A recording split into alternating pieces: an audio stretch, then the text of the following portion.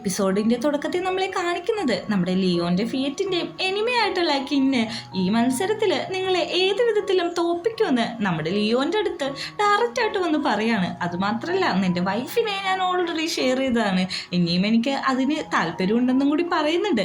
അങ്ങനെ game start ചെയ്ത് കഴിയുമ്പോഴേക്കും ഒരുമാതിരി വൃത്തിയിട്ട രീതിയിലാണ് കിന്ന് കളിച്ചുകൊണ്ടിരിക്കുന്നത്. അതായത് നമ്മുടെ ഫിയറ്റിന്റെ മേത്ത് തട്ടുക, അവനെ ഡിസ്ട്രാക്ട് ചെയ്യുക, ഇതൊക്കെയാണ് അവന്റെ പരിപാടി. അവരുടെ ഫ്രണ്ട്സ് ഈ കാര്യം നന്നായിട്ട് നോട്ടീസ് ചെയ്യുന്നുണ്ട്. അങ്ങനെ ബ്രേക്ക് കിട്ടുമ്പോഴേക്കും നമ്മുടെ ഫിയറ്റ് പറയാണ്, ഞാൻ ഇതിൽ നിന്ന് മാറിയിക്ക, എന്നിട്ട് സബ്ബായിട്ടുള്ളവർ ഇറങ്ങി കളിച്ചോട്ടെ, അല്ലെങ്കിൽ ഇത് നമ്മൾ തോക്കുമെന്ന് എനിക്ക് നല്ല ഉറപ്പുണ്ടെന്ന്. ഇതും കൂടി കേട്ടാൽ ഈ ആണെങ്കിൽ അവിടുന്ന് ദേഷ്യപ്പെട്ട് പോകുന്നുണ്ട്. അങ്ങനെ രണ്ടാമത്തെ ഗെയിം തുടങ്ങുന്നതിന് മുമ്പ് നമ്മുടെ കിങ് ആണെങ്കിൽ അവൻ്റെ ഫ്രണ്ട്സിനോടൊക്കെ പറയാണ്, ഏത് ബാഡ് വേയിലൂടെയും നമ്മൾ ഇത് ജയിക്കണം, നമ്മുടെ പ്ലാൻ എ വർക്കൗട്ട് ആയിട്ടില്ലെങ്കിൽ പ്ലാൻ ബി എൻ്റെ അടുത്തുണ്ടെന്ന് പറയുന്നുണ്ട്. അങ്ങനെ രണ്ടാമത്തെയും ഗെയിം സ്റ്റാർട്ട് ചെയ്യുന്നുണ്ട്. എത്രയൊക്കെ കളിച്ചിട്ടും കിന്നിന്റെ ടീം തന്നെയാണ് മുമ്പിലിരിക്കുന്നത്. കാരണം ഇവര് പിടിച്ച് ഉന്തുക, തള്ളുക, അങ്ങനത്തെ കാര്യങ്ങളെല്ലാം ചെയ്തതുകൊണ്ട് തന്നെ നമ്മുടെ ഫിയറ്റിന്റെയും ലിയോന്റെ ടീം തോറ്റു പോവാണ്. ഇത് കാണുന്ന എല്ലാവരും അപ്സെറ്റ് ആവുന്നുണ്ട്. നമ്മുടെ ഫ്രണ്ട് ആണെങ്കിൽ ഓടി വന്നിട്ട് എമീനോട് പറയാണ്, ആ വാഷ്റൂമിട്ടൊന്ന് വാ, അവിടെ നന്നായിട്ട് ഫൈറ്റ് എടുക്കുന്നുണ്ടെന്ന്. വാഷ്റൂമിലാണെങ്കിൽ നമ്മുടെ ലിയോയും ഇവരുടെ ഒരു കോമൺ ഫ്രണ്ടും കൂടി തല്ലുപിടിച്ചോണ്ടിരിക്കുകയാണ്. കാരണം വേറൊന്നുമല്ല, ലിയോ കാരണമാണ് ഈ ടീം തോറ്റത്. കാരണം ലിയോ നന്നായിട്ട് പെർഫോം ചെയ്തില്ല എന്ന് പറഞ്ഞാണ് ഫ്രണ്ട് തല്ല് പിടിച്ചോണ്ടിരിക്കുന്നത്. ഇതെല്ലാം കേൾക്കുന്ന നമ്മുടെ ഫിയറ്റ് പറയുന്നുണ്ട്, അത് കാരണമല്ല, ഞാൻ കാരണം എന്ന് പറഞ്ഞിട്ട് അവൻ അവിടുന്ന് എണീറ്റ് പോകുന്ന അതേ സമയത്താണ് എമി വന്ന് ലിയോന്റെ കർണത്തടിക്കുന്നത്. എടാ, നീ നിന്റെ ടീം ജയിക്കാൻ വേണ്ടിയിട്ട് ഒന്നും ചെയ്തില്ല, നീ എത്ര ഡിസ്ട്രാക്റ്റ് ആവേണ്ട കാര്യമൊന്നുമില്ല, എന്താണ് നടന്നതെന്ന് നിനക്ക് നന്നായിട്ട് അറിയാലോ, നീ ആദ്യം പോയിട്ട് ഫിയറ്റിനെ സമാധാനിപ്പിക്കാൻ. ഇതേ സമയത്ത് ഫിയറ്റ് ആണെങ്കിൽ ഒരു നദിയുടെ സൈഡിലിരുന്ന് കരഞ്ഞുകൊണ്ടിരിക്കുകയാണ്. അവന് ഈ സങ്കടം ഒട്ടും തന്നെ സഹിക്കാൻ പറ്റുന്നില്ല. ഒരു വർഷം മുമ്പുള്ള കാര്യങ്ങൾ അവൻ ആലോചിച്ചുകൊണ്ടിരിക്കുകയാണ്. ഒരു വർഷം മുമ്പ് ഇതേപോലൊരു ഗെയിമുള്ള ദിവസത്തിൽ നമ്മുടെ ഫിയറ്റും ഫ്രണ്ടും കൂടി സംസാരിച്ചുകൊണ്ടിരിക്കുകയാണ്. ടോപ്പിക് എന്താണെന്ന് വെച്ചിട്ടുണ്ടെങ്കിൽ കിന്നാണെങ്കിൽ ഒരു വൃത്തിയായിട്ട പേഴ്സൺ ആണ്. അതുകൊണ്ട് ഏത് വിധത്തിലും ഇത് ലിയോനെ എഫക്റ്റ് ചെയ്യാനായിട്ട് വളരെ സാധ്യതയുണ്ട്. ഇവർ ഈ സംസാരിച്ചിരിക്കുന്ന സമയത്ത് തന്നെ കിന്ന് അങ്ങോട്ട് വന്നിട്ട് പറയുന്നുണ്ട്, എനിക്ക് നിന്നോട് പേഴ്സണലായിട്ടൊന്ന് സംസാരിക്കണം, ഒന്ന് മാറിയിക്കാമോ എന്ന് ചോദിക്കുന്നുണ്ട്. ആദ്യം പറ്റില്ല എന്ന് പറയുന്നുണ്ടെങ്കിലും അവൻ അതിന് സമ്മതിക്കുന്നുണ്ട്. എന്താ കാര്യമെന്ന് ചോദിക്കുമ്പോഴേക്കും, ഞാൻ ഓൾറെഡി ലിയോന്റെ ബാഗിൽ ഡ്രഗ്സ് വെച്ചിട്ടുണ്ട്, നീ എൻ്റെ ഒപ്പം ഒരു ദിവസം സ്ലീപ്പിന് സമ്മതിച്ചില്ലെങ്കിൽ ഞാനിപ്പോൾ പോലീസിനെ വിളിച്ചിട്ട് ആ കാര്യം അറിയിക്കും. അങ്ങനെ അവന് ഗെയിമും കളിക്കാൻ പറ്റത്തില്ല, ഇവിടെയുള്ള അവൻ്റെ ഇമേജ് എല്ലാം പോകുമെന്ന് പറയുന്നുണ്ട്. നീ എന്താന്ന് വെച്ചാൽ തീരുമാനിച്ചോളാൻ പറഞ്ഞിട്ട് അവൻ പോലീസിനെ വിളിക്കാനായിട്ട് ഫോൺ എടുക്കുന്ന അതേ സമയത്ത് പറയുന്നുണ്ട്, ഞാൻ സമ്മതിക്കാം, പക്ഷേ എൻ്റെ ലിയോന് യാതൊരു തരത്തിലുള്ള പ്രശ്നം ഉണ്ടാവരുതെന്ന്. എന്നിട്ട് ഇന്ന് ഗെയിം നടക്കുന്ന രാവിലെ തന്നെ നമ്മുടെ ലിയോനെ നല്ല രീതിക്ക് കിന്നെ ഹേർട്ട് ചെയ്തിട്ടുണ്ടായിരുന്നു. അതായത് ഫിയറ്റിനെ ഷെയർ ചെയ്ത കാര്യം പറഞ്ഞോളാണ് ഹേർട്ട് ചെയ്തുകൊണ്ടിരിക്കുന്നത്. ഇത് കേൾക്കുന്ന നമ്മുടെ ഫിയറ്റും നല്ല രീതിക്ക് ദേഷ്യപ്പെടുന്നുണ്ടെങ്കിലും എനിക്ക് നിന്റെ ഒപ്പം ആ റിലേഷൻ ഒന്നും കൂടി വെക്കാനായിട്ട് താല്പര്യമുണ്ട് ബേബി എന്നൊക്കെ പറഞ്ഞിട്ടാണ് കിന്ന അവിടെ നിന്ന് പോകുന്നത്. ഈ പ്രസന്റിൽ നടന്നതും ഫ്യൂച്ചറിൽ നടന്നതും എല്ലാം കൂടി ആലോചിച്ചിട്ടാണ് ഈ ഫിയറ്റ് ഇരുന്ന് കരഞ്ഞുകൊണ്ടിരിക്കുന്നത്. ഇതേ സമയം അങ്ങോട്ടേക്ക് ലിയോ വന്ന് സംസാരിക്കാനായിട്ട് തുടങ്ങുന്നുണ്ട്. എടാ, ഞാൻ ഡിസ്ട്രാക്റ്റ് ആയെന്നുള്ളത് സത്യമാണ്, അത് നിന്നെ ഓക്കേക്കാൻ വേണ്ടിയിട്ടായിരുന്നു, നിന്നെ പ്രൊട്ടക്ട് ചെയ്യാൻ വേണ്ടിയിട്ടായിരുന്നു എന്ന് പറഞ്ഞു തുടങ്ങുമ്പോൾ തന്നെ ഫിയറ്റ് ആണെങ്കിൽ എനിക്കിപ്പോൾ സംസാരിക്കാനായിട്ട് താല്പര്യമില്ല, എല്ലാ കാര്യങ്ങളും ക്ലിയർ ചെയ്ത് കഴിഞ്ഞിട്ട് നമുക്ക് സംസാരിക്കാമെന്ന് പറഞ്ഞിട്ട് അവിടുന്ന് നമ്മുടെ ഫിയറ്റ് പോകാണ്. രാത്രിയാവുമ്പോഴേക്കും ലിയോണാണെങ്കിൽ വീട്ടിട്ട് വരുന്നുണ്ട്. വീടിന്റെ സ്പെയർ കീ എല്ലാം അവന്റെ കയ്യിലുണ്ടല്ലോ. കയറി വന്നിട്ട് നമ്മുടെ ലിയോനോട് കൺഗ്രാറ്റുലേഷൻ പറയാണ്, നീ ഗെയിം ജയിച്ചില്ല, എനിക്ക് ഒത്തിരി സന്തോഷമുണ്ടെന്നൊക്കെ പറഞ്ഞിട്ടാണ് അവന്റെ മുഖത്തേക്കൊന്ന് നോക്കുന്നത്. എടാ, നിന്റെ ഫേസ് കണ്ടിട്ട് തോന്നുന്നു നീ കളി തോറ്റല്ലോ എന്ന്. എന്താ കാര്യം എന്ന് ചോദിക്കുമ്പോഴേക്കും, കാര്യം നിനക്കറിയാലോ, ആ കിന്നെ തന്നെയെന്ന് പറയുന്നുണ്ട്. കിന്നെ എന്താ ചെയ്തതെന്ന് ചോദിക്കുമ്പോഴേക്കും, കഴിഞ്ഞ വർഷത്തെ കാര്യങ്ങൾ കുത്തിപ്പൊക്കിയിട്ട് ഓരോന്നും അവൻ കാണിച്ചു കൂട്ടി, അതിൻ്റെയൊക്കെ ഭാഗമായിട്ട് എനിക്ക് കളി തോക്കേണ്ടി വന്നു എന്ന്. അതൊന്നും സാരില്ല, ഫിയറ്റ് എന്തുകൊണ്ടാണ് അങ്ങനെ ചെയ്തതെന്നൊക്കെ നിനക്ക് അറിയാലോ എന്ന് പറഞ്ഞ് സമാധാനിപ്പിക്കുന്നുണ്ട്.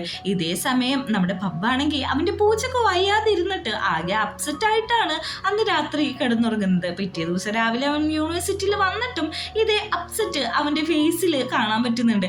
ഈ കാര്യം നമ്മുടെ ലിയോനാണെങ്കിൽ നോട്ട് ചെയ്ത് ചോദിക്കുന്നുണ്ട്. അത് വേറൊന്നുമല്ല, പൂച്ചക്കുട്ടിക്ക് ഒട്ടും വയ്യ, അവനെ ഞാൻ ഹോസ്പിറ്റലിൽ അഡ്മിറ്റ് ചെയ്തിട്ടേക്കാണ്. അവൻ്റെ അച്ഛനും അമ്മയൊന്നും ഇല്ലാത്ത സമയത്താണ് ഞാൻ അവനെ അഡോപ്റ്റ് ചെയ്തുകൊണ്ട് വന്നത്. കുറച്ച് ദിവസം ഞാൻ വെയിറ്റ് ചെയ്തിട്ടും അവർ അച്ഛനും അമ്മയും വന്നില്ല, അതുകൊണ്ട് തന്നെ ഞാൻ അഡോപ്റ്റ് ചെയ്തു എന്നുള്ള കഥകളും കാര്യങ്ങളൊക്കെ പറയുന്നുണ്ട്. ഇതേ സമയം നമ്മുടെ ലിയോ ആണെങ്കിൽ നേരെ ഫിയറ്റിനെ കാണാൻ ചെല്ലുന്നുണ്ട്. പക്ഷെ ഫിയറ്റ് പറയുന്നത് ആദ്യം നമുക്ക് ടീം മെമ്പേഴ്സിനോട് സംസാരിക്കാം, എന്നിട്ട് നമുക്ക് ഇതിനെപ്പറ്റി സംസാരിക്കാം എന്നാണ്. അങ്ങനെ ഫിയറ്റ് എല്ലാവരും മുമ്പ് വെച്ച് സോറി പറയുന്നുണ്ട്, ഞാൻ കാരണം കാരണമാണ് ഈ ഗെയിം തോക്കേണ്ടി വരുന്നത്. പക്ഷേ അടുത്ത പ്രാവശ്യം ഞാൻ കാരണം തന്നെ നമ്മുടെ ടീം ജയിക്കുമെന്ന് ഉറപ്പ് പറയുന്നുണ്ട്. അന്ന് തല്ലുപിടിച്ച ആ കോമൺ ഫ്രണ്ടിനോട് ഒന്ന് പേഴ്സണലി സംസാരിക്കണമെന്ന് പറഞ്ഞിട്ട് മാറ്റിയിരുത്തി നടന്ന കാര്യങ്ങളെല്ലാം പറഞ്ഞു കൊടുക്കാണ്. കാര്യങ്ങളെല്ലാം അറിഞ്ഞ ഫ്രണ്ട് നന്നായിട്ട് ദേഷ്യപ്പെടുന്നുണ്ട്. നിങ്ങൾക്ക് തന്നേ പറഞ്ഞെങ്കിൽ 2 കൊടുത്തിട്ട് വിടായിരുന്നല്ലോ എന്ന്. അങ്ങനെ അവർ ആ കാര്യങ്ങളെല്ലാം ക്ലിയർ ചെയ്ത് കഴിഞ്ഞിട്ട് രണ്ടുപേരും കൂടി ഒറ്റയ്ക്കിരുന്ന് സംസാരിക്കുന്നുണ്ട്. എന്തൊക്കെ പ്രശ്നം വന്നാലും ഞാൻ നിന്റെ കൂടെ ഉണ്ടാവും. പാസ്റ്റിൽ നീ ചെയ്തത് എന്നെ രക്ഷിക്കാൻ വേണ്ടിയാണ്, അത് ഞാൻ ഒരിക്കലും മറക്കില്ലെന്ന് നമ്മുടെ ലിയോ സമാധാനിപ്പിക്കുന്നുണ്ട്.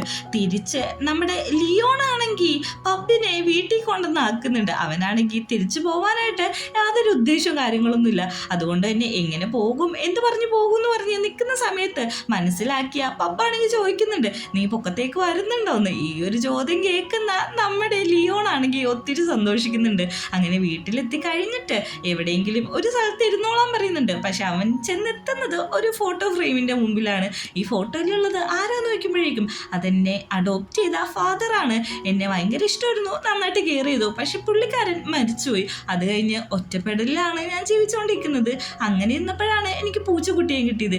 ഇപ്പോൾ അതുമില്ല, ഞാൻ ശരിക്കും ഒറ്റക്കാന്ന് പറയുമ്പോൾ നീ ഒറ്റക്കാണെങ്കിൽ നീ എന്നെ കോൾ ചെയ്താൽ മതി. അത് ഏത് രാത്രിയായാലും ഏത് പകലായാലും ഞാൻ നിനക്ക് വേണ്ടിയിട്ട് ടൈം കണ്ടെത്തിക്കോളാന്ന്. ഇത് കേട്ട ഉടനെ പബ്ബ് വന്നിട്ട് അവൻ്റെ ഫോൺ എടുത്ത് കൊടുക്കുന്നുണ്ട്. ഇത് ഈ നമ്പർ സേവ് ചെയ്തോ, എനിക്ക് എപ്പോൾ വേണമെങ്കിലും വിളിക്കാനായിട്ട് എൻ്റെ കയ്യിൽ നമ്പർ ഇല്ലാന്ന്.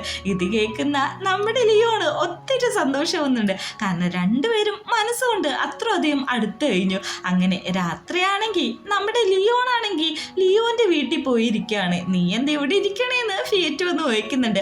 അത് ഇതെൻ്റെ അച്ഛൻ്റെ വീടാണ്, അത് നിന്റെ ബോയ് ഫ്രണ്ടിൻ്റെ പേരിട്ട് സ്വന്തമായിട്ടൊന്നും മാറ്റിയിട്ടില്ലെന്ന് പറയുന്നുണ്ട്. പക്ഷെ നീ ഇവിടെ വന്നത് എനിക്ക് ഭയങ്കര ബുദ്ധിമുട്ടാണ്, ഇറങ്ങി പോടാന്നൊക്കെ പറഞ്ഞിട്ട് എല്ലാ ദിവസത്തെ പോലെ രണ്ടുപേര് അങ്ങോട്ടും ഇങ്ങോട്ടും തല്ലുപിടിക്കുന്നുണ്ട്. അല്ല ഭയങ്കര ഹാപ്പിയാണല്ലോ എന്തെങ്ങനെ ഇരിക്കുന്നതെന്ന് വയ്ക്കുമ്പോഴേക്കും എനിക്ക് ഇഷ്ടപ്പെട്ട ചെക്കൻ നമ്പർ തന്നു എന്ന് പറയുന്നുണ്ട്. നീ കുറേ ഡ്രാമാസ് ഒക്കെ കാണുന്നുണ്ടല്ലേ എന്ന് ചോദിച്ച് ഫിയറ്റ് കളിയാക്കുന്നുണ്ട്. അങ്ങനെ നമ്മുടെ ലിയോന്റെ അടുത്ത് പോയിട്ട് അവൻ പരാതി അറിയുന്നുണ്ട്. ഈ ലിയോൺ ഇവിടെ വന്നിരിക്കുന്നത് നീ ഇങ്ങനെ കുട്ടികളെ പോലെ പെരുമാറില്ലേ, അത് മാത്രമല്ല ഞാൻ ഉണ്ടാക്കിയ ഫുഡ് ഒന്ന് ടേസ്റ്റ് ചെയ്ത് നോക്കിയേ, ഇതിന് എന്തെങ്കിലും ഒരു കുഴപ്പമുണ്ടോന്ന് നീ ആദ്യം പറയാന്ന് പറഞ്ഞിട്ട് ഒരു സ്കൂപ്പ് അവൻ ഉണ്ടാക്കിയ ഫുഡ് എടുത്തു കൊടുക്കുന്നുണ്ട്. അത് ഭയങ്കര ഹോട്ടായതുകൊണ്ട് തന്നെ ഭാഗത്തവർക്ക് ഊതി തരാന്ന് പറഞ്ഞിട്ട് അങ്ങനെ ഊതി കൊടുത്തോണ്ടിരിക്കാണ്. അങ്ങനെ ഊതിക്കൊടുത്ത് അതൊരു റൊമാൻറ്റിക് സീനായിട്ട് മാറാണ്. ചാൻസ് കിട്ടിയാൽ നമ്മുടെ ഫിയറ്റ് വിടുമോ, അവൻ തന്നെ ഇനിഷ്യേറ്റീവ് എടുത്തിട്ട് നമ്മുടെ ലിയോണെ അങ്ങ് കിസ് ചെയ്യാണ്. ഇവർ കിസ് ചെയ്ത് ഒരു പീക്കിൽ അവരെത്തുമ്പോഴേക്ക് എന്നെ ഒന്ന് ഹെൽപ്പ് ചെയ്യാൻ പറഞ്ഞ് ലിയോൺ അവിടെ കിടന്ന് കരയാണ്. ഫിയറ്റ് ആണെങ്കിൽ ചെറുക്ക് എന്നെ കൊണ്ടൊന്ന് സമ്മതിപ്പിക്കില്ല എന്നുള്ളൊരു മൂഡിലാണ് നിൽക്കുന്നത്. രണ്ടുപേരും കൂടി ചെന്ന് നോക്കുമ്പോഴേക്കും കാണുന്നത് നമ്മുടെ ലിയോണെ അമ്മയാണെങ്കിൽ ഭയങ്കരമായിട്ട് ചീത്ത പറഞ്ഞുകൊണ്ടിരിക്കുകയാണ്. ഞാൻ വിളിക്കുന്ന കോളൊന്നും നീ അറ്റൻഡ് ചെയ്യുന്നില്ല, നീ എന്നെ ഡ്രോപ്പ് ചെയ്യാൻ വന്നില്ല, പിക്ക് ചെയ്യാൻ വന്നില്ല, ഇതൊക്കെയാണ് അമ്മയുടെ പ്രശ്നം. ഇതെല്ലാം കാണുന്ന നമ്മുടെ ലിയോ ചോദിക്കുന്നുണ്ട്, അമ്മയ്ക്ക് ഇങ്ങോട്ട് വന്നെങ്കിൽ എന്നെ ഒന്ന് വിളിച്ചാൽ പോരെയെന്ന്. പക്ഷെ ഞാൻ എങ്ങനെയാണ് അങ്ങനെയൊക്കെ വിളിക്കുക, ഞാൻ നിങ്ങൾക്ക് സർപ്രൈസ് തരാൻ വേണ്ടിയിട്ടാണ് ഇങ്ങോട്ടേക്ക് വന്നത്. എൻ്റെ ഫിയറ്റ് മോൻ ഇങ്ങോട്ടൊന്ന് വന്നേ, അമ്മ കുറേ നാളായി നിന്നെ മിസ് ചെയ്യുന്നെന്ന് പറഞ്ഞിട്ട് ഭയങ്കരമായിട്ട് ഹഗ്ഗിയാണ്. ഇത് കണ്ട നമ്മുടെ ലിയോണാണെങ്കിൽ അതെ നിങ്ങളുടെ ശരിക്കുള്ള മോൻ ഞങ്ങളാണ്, അത് മറക്കരുത് കേട്ടോ എന്ന് പറയുമ്പോൾ എടാ ചെറുക്കാ നിന്റെ വാക്ക് നീ സൂക്ഷിച്ച് പറഞ്ഞോ, എൻ്റെ ഈ മോൻ കഴിഞ്ഞിട്ടുള്ളൂ നിങ്ങൾ രണ്ടുപേരും എന്ന് പറയുന്നുണ്ട്. ലിയോണാണെങ്കിൽ നമ്മൾ രണ്ടുപേരെ അമ്മക്ക് വേണ്ടടാന്ന് പറഞ്ഞ് നിൽക്കുന്ന സീനും കാണിച്ചാണ് 6ാമത്തെ എപ്പിസോഡ് അവസാനിക്കുന്നത്.